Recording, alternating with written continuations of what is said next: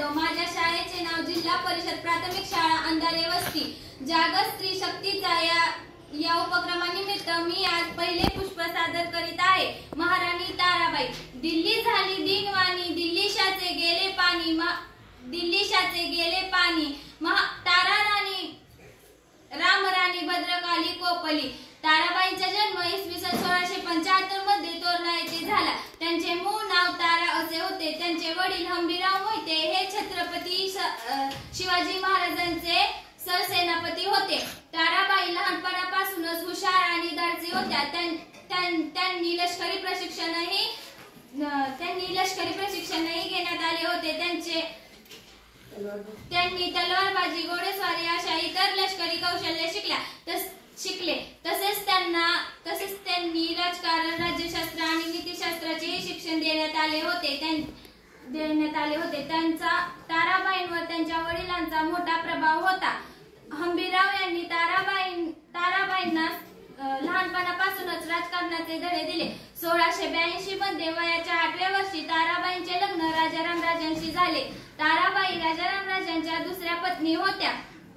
25 मार्च 1689 हा मराठा इतिहासातील एक दुःखद दिवस. याच दिवशी मुघलांनी रायगडाला वेढा घातला आणि राजाराम राजांना रायगड सोडून जाण्यास भाग पाडले. अशा कठीण परिस्थितीतही ताराबाईंनी धाडसी भूमिका बजावली आणि मराठा साम्राज्याचा ध्वज उंचावून धरला. छत्रपती राजाराम राजांच्या निधनानंतर ताराबाईंनी जिंजीला गेल्या. 9 जून 1694 साली महाराणी ताराबाईंना शिवाजी द्वितीय हा पुत्र झाला.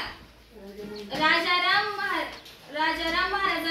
महाराजांच्या निधनानंतर ताराबाईंनी राजकारणाची सूत्रे हाती घेतली. त्यांनी कोल्हापूरच्या राजगादीची स्थापना केली. शिवाजी महाराज आणि संभाजी महाराज यांच्या निधनानंतर त्यांनी समर्थपणे राज्याची धुरा सांभाळली. सरसेनापती संताजी व धनाजी यांना सोबत घेऊन त्यांनी मुघलांना पराभवाचा सामना करायला भाग पाडले. ताराबाई कुशल प्रशासक, दूरदर्शी नेत्या व रणरागिणी होत्या.